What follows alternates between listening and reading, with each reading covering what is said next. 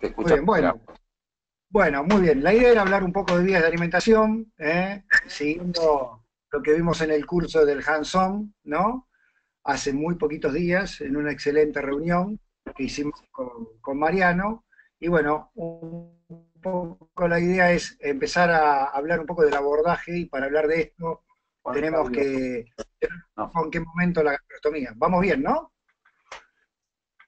Entonces, cuando un paciente no puede por nutrición oral y bueno, y hay un corto lapso, se pone una sonda nasogástrica y si este lapso para las normas ESPEN, que son las que estamos viendo, supera las 2, 3 semanas, uno tiene que pensar en lo que es la gastrostomía endoscópica percutánea, ¿no? Siempre y cuando hablamos del riesgo de aspiración del paciente y si no, y será sonda nasoyeyunal y la eventual yeyunostomía percutánea.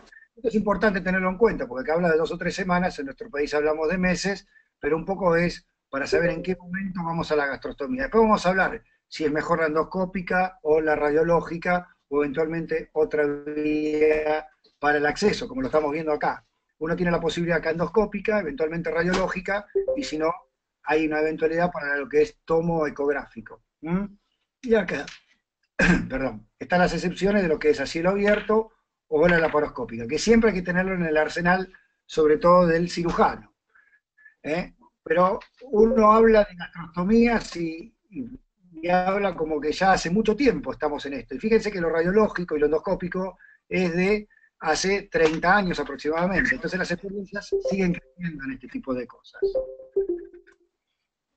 Este es un algoritmo que a mí me gusta, que yo tengo en todas mis charlas y que tomamos en cuenta esto, ¿no? Cuando hablamos de soporte nutricional o de gastrostomía descompresiva. ¿Por qué lo digo? Porque existe la gastrostomía como descompresiva y después yo vi que estaban hablando algo de transgástrico cuando me conecté y uno por ahí habla de la gastrostomía descompresiva y la yeyuna de alimentación, que después si quieren charlamos un poquito.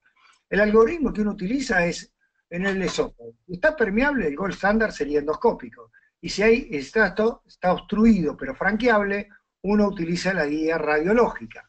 Eventualmente, si esto no es factible porque está totalmente cerrada la luz, puede usar otras opciones. ¿Sí? La tomográfica, la laparoscópica, que se da sobre todo cuando uno está en el interín de hacer un abordaje explorador para ver si es un tumor o no resecable y una vez se decide directamente ir a la alimentación, esta es una vía, y la ecográfica, que es para manos expertas, cuando uno ya puede punzar el estómago, poner líquido y conocer muy bien de ecografía. Si uno habla de indicaciones, bueno, tiene todas estas en el arsenal. Yo me voy a dedicar a algunas porque la mayoría las conoce, la neurológica, lo que es tumores, pero acá tenemos tanto la estenosis cáustica o péptica, hay que tener mucho cuidado con el tema de perforaciones. Hoy por hoy, estas tres últimas son relativamente nuevas en las indicaciones, lo que es pacientes con negativismo a la ingesta. ¿Por qué? Va. Porque la gastrostomía es un paso para darle de alimento momentáneamente y después, eventualmente, se puede retirar y hay una foto de esto y los trastornos en la motilidad esofágica.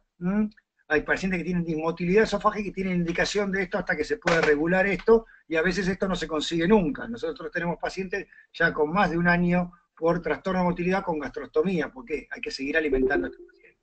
O el insuficiente aporte vía oral. Es más, utilizamos a veces hacer gastrostomía como paso previo a una gastrectomía. Si quieren, después nos dedicamos un poco a eso. ¿Cuándo no hacer gastrostomía? Bueno, estos son los casos, ¿no? Sobre todo cuando hay patología distal o trastornos propios de la pared gástrica. Y los que están acá abajo, las relativas, tanto a citis como los anticulados o la interposición, que se puede utilizar eventualmente como para decir, bueno, esto se puede mejorar y son relativas.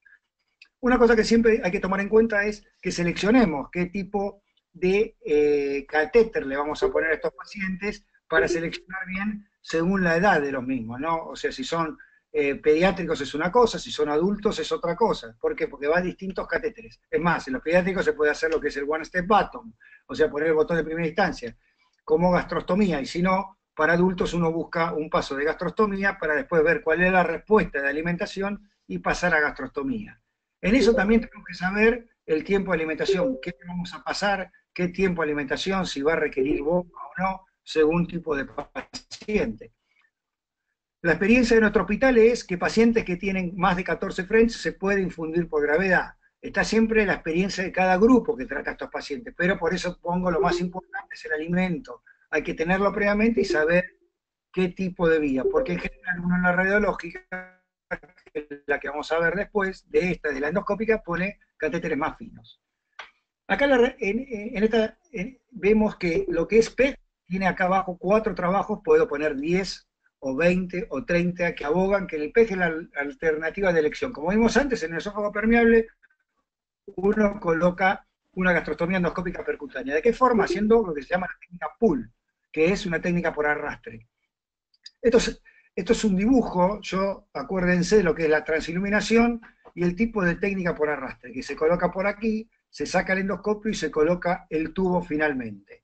Fíjense bien la anatomía, es importante ver esto, porque uno cuando coloca el endoscopio e insufla el estómago, este paso es importante, el estómago se acerca a la pared anterior para realizar la punción y no hacer algo a través de colon. Acá se ve, esto es lo que yo les dije, recuerden la transiluminación, acá está. Así es como se tiene que ver. ¿Por qué? Porque esto nos da lugar de que acá atrás está el endoscopio y está la insuflación y lo llevó a estar en contacto con la pared anterior. Uno recién en ese momento puede hacer la punción y pasar esta cuerda, que es la cuerdita que nos va a llevar después para traccionar la sonda. Acá está la cuerdita, se toma desde lo que es el endoscopio y después se tracciona la sonda como se ve acá, desde el abdomen, se lleva la sonda hasta el estómago y esto es lo que hace tope en la pared anterior gástrica como se ve a continuación.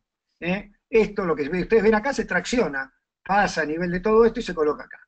Ahora yo les voy a decir, acá como yo siempre digo un secreto, muchas veces uno, y alguna gente que sobre todo hace endoscopía, dice que colocar esto en primera instancia hay que tener cuidado con los pacientes con cáncer, de lo que es base de la boca o esofágico. ¿Por qué? Porque al traccionar esto puede traslocar lo que son los tumores tanto de piso de boca o de esófago al nivel a donde se inserta la gastrostomía. Por eso está contraindicado en aquellos pacientes, por más que respondan a la dilatación.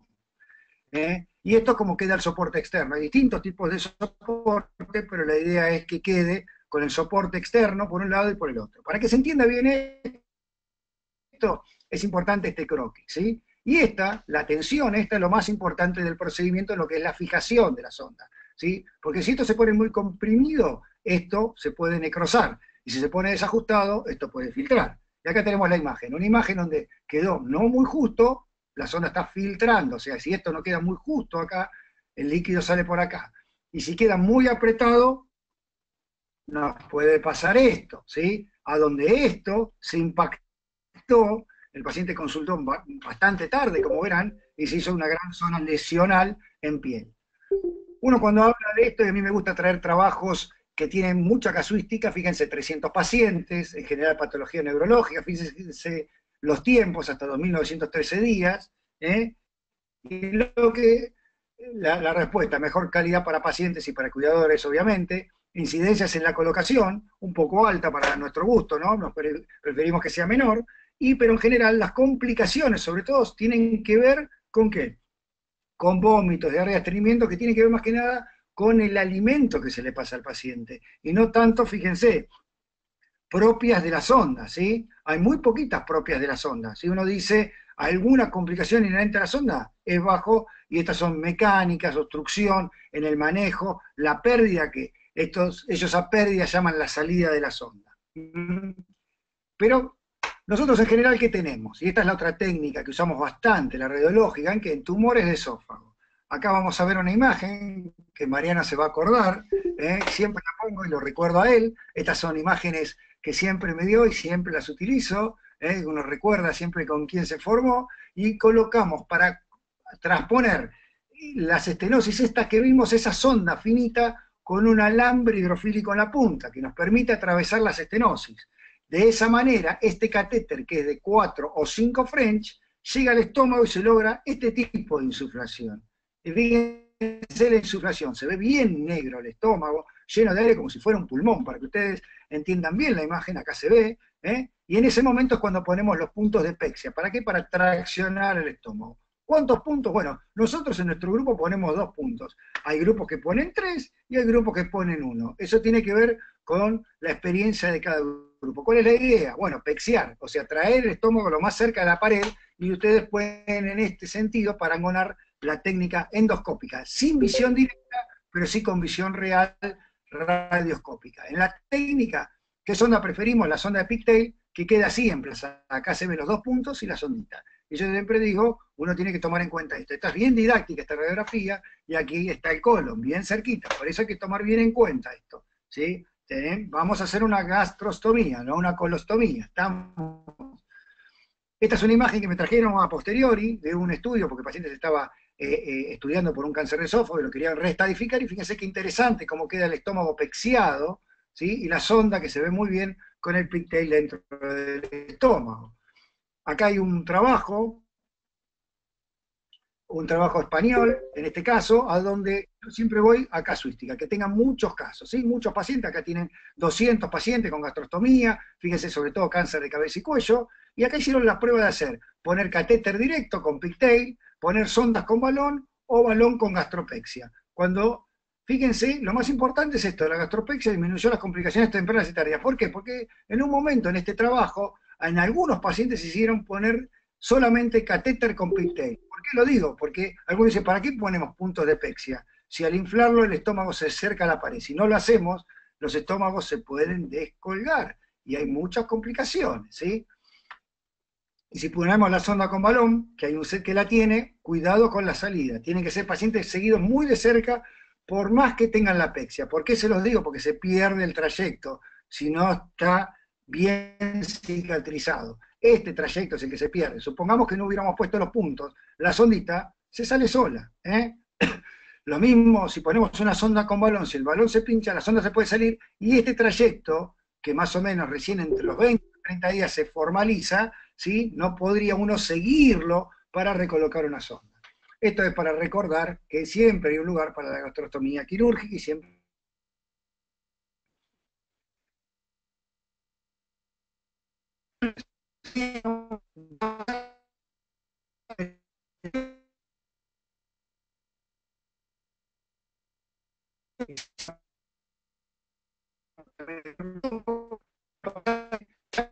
la paciencia que le quemaba, ¿sí? Por lo cual le dimos un control con esto lo que dimos, ¿sí?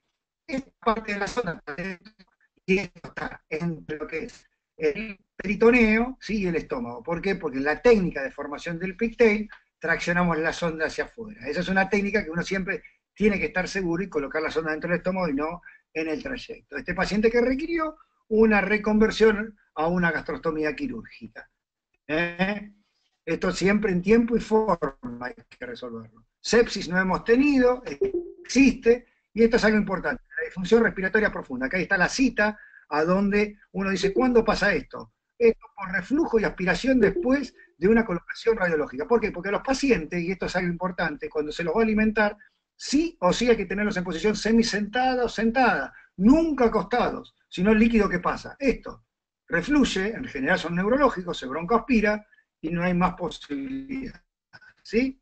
La dermatitis es una lesión habitual, esta se puede ver en cualquier lugar, son de tratamiento local en general, evaluando bien qué está pasando en el estómago, pero en general nosotros hacemos tratamiento local, acá después lo vamos a ver un granuloma, nos vamos a dedicar un poquito a lo que es el desplazamiento, de lo que yo llamo el dislodgement, porque la salida de sonda, bueno, hay muchos pacientes que se la han traccionado, hay que tratar de hacer o contención o colocación de faja, pero el dislodgement, que está descrito en los trabajos, es la progresión de la sonda. Ustedes dicen, ¿cómo progresión? Sí. Si esto amarillo fuera el estómago, que lo era en este paciente, el paciente estaba en una posición maometana, esto pasó al cuarto mes de colocada la gastrostomía, fíjense que no fue inmediato, y tenemos la progresión, acá entra la sonda, acá está la entrada del estómago, la sonda sigue, y aquí, aunque ustedes no lo crean, está el pigtail de la sonda. El pigtail progresó hasta el duodeno. Esto pasa bastante más con las sondas con balón, sobre todo las sondas tipo Foley, con lo cual la idea para estos pacientes, la resolución es el botón gástrico, ¿sí? ¿Cómo se resuelve esto? Porque ustedes dirán, bueno, usted me está contando la complicación. ¿Cómo se resuelve? Bueno, acá es desarmando el pigtail y reposicionando en el estómago, fijando la sonda externamente, y en la Foley es desinflar la Foley y también hacer una fijación externa. ¿Mm? Acá vemos un poco lo que también el reflujo, que eso después lo vamos a ver cuando vemos gastroseyuno, y el tema del granuloma, que acá se ve una lesión, son de tratamiento local. Acá son cosas que hemos visto que han sucedido a veces, es el manejo de las ondas. Cuidado que esto pasó al tercer día, ¿sí? El manejo de las ondas tiene que ser por gente precavida, gente que conozca. Acá hay una sonda siliconada a donde sin intención alguien perforó la sonda y esto es muy complicado porque digamos, ¿y ahora qué hacemos? Está perforada muy cerca, ¿sí? El manejo discrecional, hay que tratar de obliterar este orificio parcialmente y después va a un recambio rápido de sonda. ¿Mm? Complicaciones. Bueno, queríamos ver dermatitis. Acá tenemos una dermatitis por tracción de la sonda. Esta no tuvo por tracción, esta se traccionó, se lastimó, empezamos a hacer este tratamiento, pero después la señora se está traccionando la sonda. Fíjense, esto puede ser un caos, ¿sí?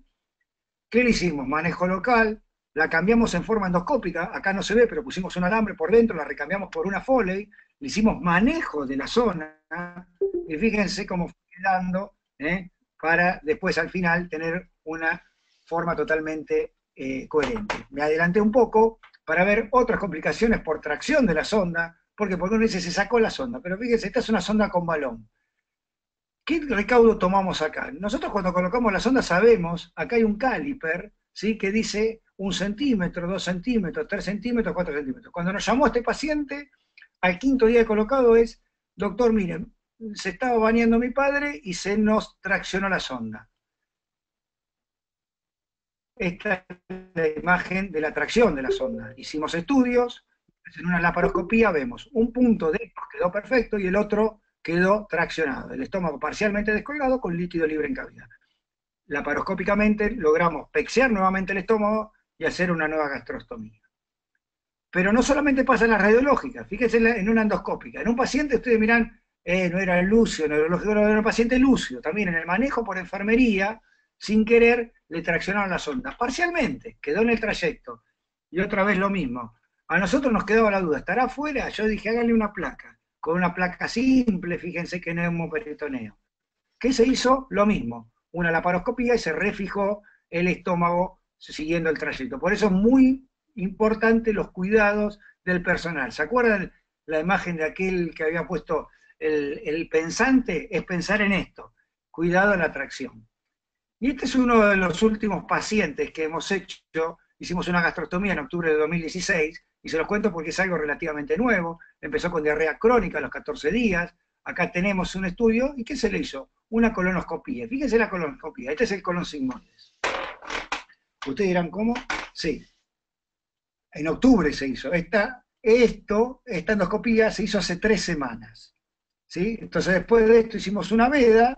¿Y qué vimos? Acá está el trayecto, ¿sí? La sonda progresó o está totalmente dentro del colon. Ustedes miran, no está dentro del estómago. Bueno, le pusimos una sonda nasogástrica, la sonda está colocada, se puso parcialmente transcolónica, se fue retirando y quedó totalmente en el colon. El paciente no tuvo inconvenientes hasta hace 20 días, que fue cuando se hizo este estudio. ¿Cuál es nuestro seguimiento? Bueno, está en plan de una nueva gastrostomía y esto se puede ir retirando despacio, sin necesidad de hacer una colostomía como trabajamos con anterioridad con estos casos, ¿sí? Lo cuento porque son cosas raras. Bueno, la experiencia nuestra. Así todo, nosotros abocamos por el esófago permeable. Esta es la experiencia del hospital. Por ahí uno, si cuenta la experiencia fuera del hospital, hablaría, en general nuestros pacientes son todos neurológicos, pero fíjense, en el hospital la casuística es revertida. ¿Por qué? Porque somos centro de derivación de mayoría de patología tumoral por cáncer de esófago, fíjense. Y después hay otros, ¿sí? Esclerodermia, calasia, cáusticos, quemados, enteropatías, Senker, sea de mama, CAU, hasta enfermedades de Crohn para soporte nutricional. ¿Por cuánto tiempo? Cuando el paciente mejora se retiran, Y hay otros, ¿sí? La laparoscópica o videoasistida. ¿Y qué pasa cuando el C de gastrostomía, que es una pregunta frecuente? Bueno, pasaron 4 meses, 6 meses, 8 meses, la sonda se deteriora. ¿Por qué se puede hacer recambio? Hay sondas de gastrostomía de distintos calibres, ¿sí? Y de distintas marcas. En general son todas con balón, se pueden hacer recambios con guía de alambre. Lo que pasa es con estas sondas que quedan con sondas, ¿sí? Y para los pacientes neurológicos que se la pueden traccionar, siguen teniendo sondas.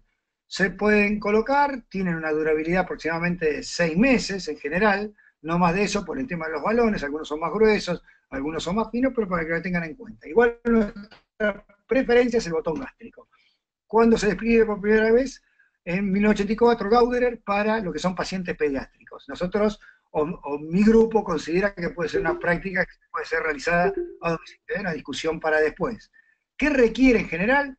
Para los pacientes adultos, la permanencia de vía de alimentación, la gastrostomía previa en casos seleccionados, porque si aumentan de peso y ponemos un botón, cuando aumenta de peso los botones se pueden exteriorizar solos, y estos los beneficios: ampliación del diámetro, mayor seguridad y el confort estético del manejo nutricional. Esto hicimos una encuesta y la gente consideró esto como lo mejor para los botones. La técnica, bueno, tenemos que conseguir la deformidad del domo, ¿sí? Esto es muy importante, que esto sea lo más parecido al calibre, pero tengan en cuenta que así todo uno dilata el trayecto al colocarlo. Por eso hay que estar muy seguro al colocarlo que este trayecto esté bien cicatrizado. ¿Eh? Se pueden hacer con guía radiológica, a veces con guía de alambre y un Seldinger, sí, con un alambre. En ese caso, los mandatorios son los botones con balón. ¿Cuál es el problema de los botones con balón? Los botones con balón en general tienen menor durabilidad. Si leen el manual de este botón, ¿sí? Dice que este botón puede durar entre 1 mes y 8 meses. ¿Sí? Para algunos lugares es muy difícil costear este tipo de dispositivos, pero sí vienen muy bien para los que son pacientes pediátricos. ¿Qué complicaciones tiene el botón? Fíjense, botón colocado, 20 y pico de días ya tenía esta lesión. ¿Qué pasa? Esto está muy en contacto con la piel, no tiene un buen manejo y puede lesionar. Otra cosa es la tracción. Alguna gente no sabe bien cómo conectar los botones. Entonces pasa esto. Lo tracciona y fíjense la endoscopía de este botón traccionado. Son distintos trabajos, ¿no? Este quedó en el trayecto, este está totalmente ya posicionado en el lugar y este ya se salió, ¿sí? Este lo recuerdo bien porque pusimos un alambre, lo logramos sacar por acá y lo pudimos pasar por afuera. Ustedes me dirán, tuvo mucha suerte, doctor, por supuesto que sí. Y en este paciente también lo exteriorizamos, el trayecto estaba, pudimos salvarlo, pero yo lo que siempre digo, acá hubo alguien que estuvo viendo a este paciente cuando el botón se levantó. Fíjense la distancia, fíjense cómo está todo, no solamente el eritema, sino cómo se ve todo como elevado, y ya tiene una lesión por necrosis, y esto saben que es la campana del botón. Y otra cosa que no podemos decir es esto, y yo le voy a decir, en mi experiencia hoy cambié un botón colocado hace 5 años, y así estaba, parecido a este, ¿sí? Este tenía colocado 2 años y medio, no son eternos, ningún material es eterno, ¿sí? La gente dice, sí, pero estaba permeable, doctor, permeable, fíjense esto, estaba ya digerido y sin el domo.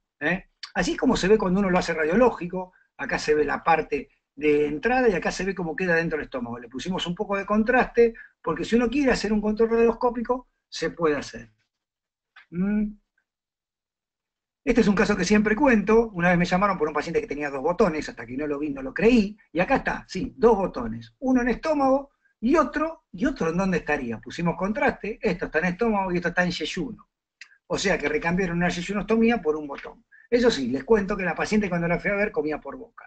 Le pregunté un poco la historia, porque la señora ya estaba bastante recuperada de su problema, y esto se le habían hecho la primera gastrostomía, se le salió la gastrostomía, la operaron, le hicieron una regastrostomía, cuando le hicieron la nueva gastrostomía no la pudieron utilizar, entonces la reoperaron, le hicieron la yeyunostomía, pero no le sacaron la gastrostomía, le dejaron a Foley, se alimentó por la yeyuno hasta que pudieron reutilizar esto una vez que estaba curado.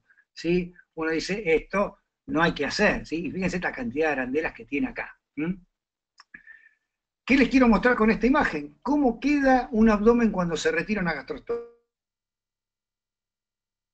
Tuvo 4 meses colocado, mejoró el paciente, y cuando se retira queda una zona umbilicada, porque mucha gente tiene miedo a hacer la cirugía. Tal vez sí, como todo procedimiento tiene sus riesgos, pero tomemos en cuenta cuál es el beneficio. Y les vuelvo a mostrar otro botón, como este, ¿ves? Si uno lo deja eternizado, los botones, sin control, pasa esto. Tenemos suerte que todavía no hizo toda una necrosis en este lugar. Y estas son las cosas que no hay que hacer. Si acá en este caso me traen un paciente a donde le recambiaron el botón, les quedó largo, no sé, no había arandela, no sé lo que hicieron realmente, pero claro, ¿qué hicieron? Le pusieron esto para fijarlo a la piel y que quede del otro lado del domo pegado en la pared, pero esto no se hace. Quédese tranquilo, que una vez vi un punto y una vez vi un precinto acá, o sea que es una práctica, parece que lamentablemente a alguna gente le parece como que esto está factible o se puede utilizar. Yo realmente vi estas cosas y no se puede creer que suceda. Bueno, la experiencia es bastante amplia, esto es lo que en la experiencia nuestra domiciliaria, ¿no? 512 botones hasta el año pasado teníamos, y hay pacientes ya en segundo y tercer procedimiento, yo les puedo decir, ya hay pacientes en quinto procedimiento. ¿Eh? ¿Y qué pasa cuando el estómago no está con posibilidades de recibir alimento? Que era un poco lo que dijimos antes, o sea, está con una gastrostomía y se complica. ¿Por qué? Por reflujo sobre todo. ¿Qué podemos utilizar? Fíjense, o por reflujo o pacientes que cada vez me pasan más, pacientes añosos que hicimos una gastrostomía y empiezan no con reflujo, sino con lo que se llama gastroparesia. Es difícil medir lo que se llama el residuo gástrico, pero quedan con mucho contenido. Entonces me dicen que le pasan el alimento y no puede progresar. Está apareciendo paciente con gastroparesia. En el interín de pacientes con cáncer de esófago, empiezan con fístula esófago traqueal. Uno diría, bueno, acá habría que colocar un stent. Si no se consigue el stent, tampoco se lo puede alimentar al paciente. Entonces, mientras se consigue el stent, eventualmente se puede progresar y hacer una gastroyeyunostomía provisoria. Esto se puede hacer casero, progresar una sonda K108 y mantener una gastrostomía descompresiva lateral. Lo hemos hecho alguna vez en el hospital, pero bueno, a veces uno dice, esta es la indicación justamente de stent y estoy de acuerdo. Y el antecedente de alguna cirugía esofagogástrica, como este caso, que ahora vamos a ver más adelante. Para colocarlo se puede usar el endoscopio, ¿sí? Nosotros lo hemos utilizado. El endoscopio, o como vamos a utilizar, estos son los tipos de sonda. Fíjense que esta sonda, acá está recortada, tiene 1,20 m de yeyuno, o sea que hay que progresar la yeyuno. No es tan fácil, por eso es importante en qué lugar está hecha la gastrostomía para poder progresar la sonda yeyunal. Recuerden que la sonda yeyunal es una sonda fina, que requiere para alimentar a estos pacientes bomba, de otra manera muy difícil, y sobre todo en domicilio. Y la gastrostomía, conéctenla, por favor, como descompresiva, porque en realidad, si tenían todas las indicaciones previas, la indicación es descomprimir el estómago, si no, el reflujo y todo lo demás va a seguir sucediendo. Acá tenemos una radiológica, que yo les decía, esta se progresó un alambre, que llega hasta el TRACE y progresa. En un estómago chico, un posoperatorio, que habían dejado un remanente gástrico, ¿qué pasaba? Acá estaba fistulizado. Entonces se utilizó esto para entrar la sonda gástrica y la progresión yeyunal. Ahí, así es como se ve, ¿ven? La sonda, la parte gástrica descompresiva y la yeyunal para alimentación. Bueno, fui rápido en honor a los tiempos y para dejar lugar para las preguntas. Muchas gracias a todos y perdón por la demora nuevamente. El pensador es para que pensemos en qué pacientes hacemos y para qué les va a servir. ¿Eh? Después podemos discutir si a los dementes hay que hacerle una gastrostomía, etcétera, etcétera. Pero hay que pensar en el soporte nutricional y muchos de estos pacientes mejoran. Y no hay que tenerles miedo como acá con el gatito. ¿Eh? Muchas gracias a todos.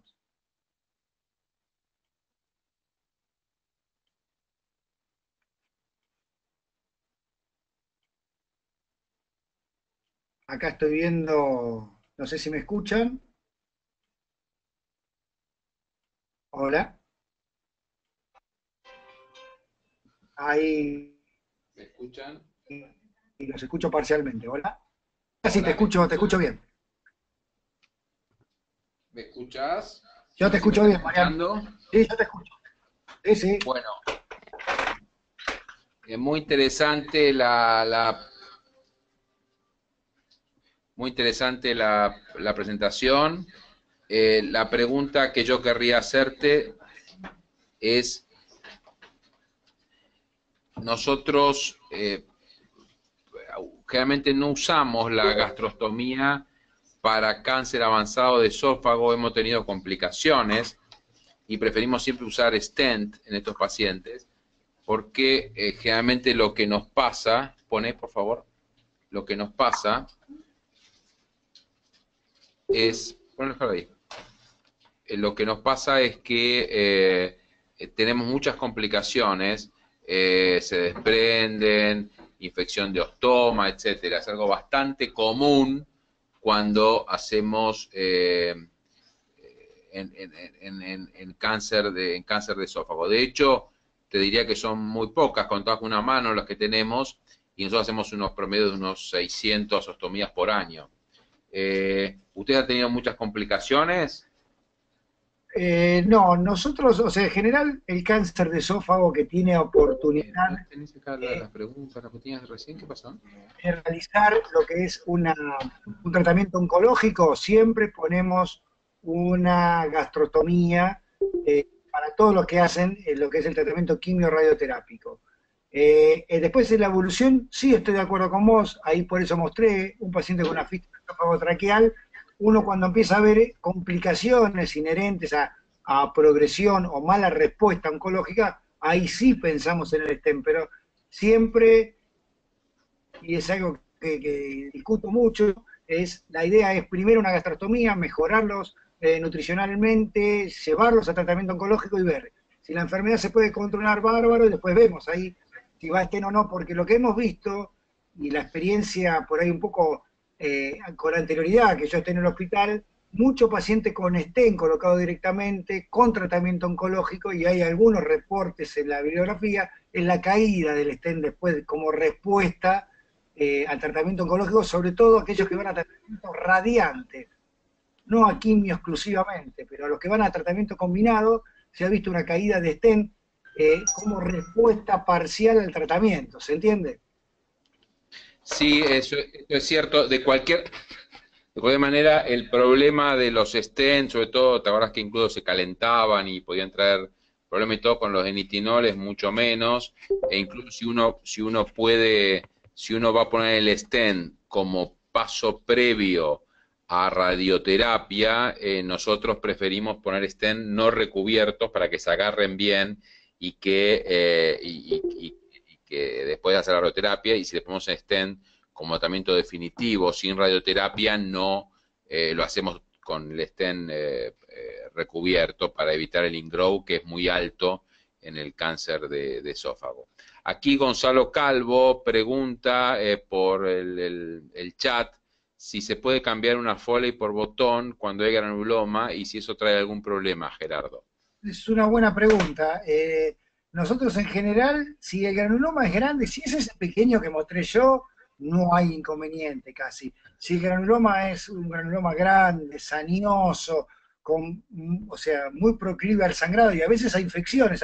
Yo tuve un paciente que hacía infecciones en el granuloma frecuentes, hay que hacer un tratamiento del granuloma.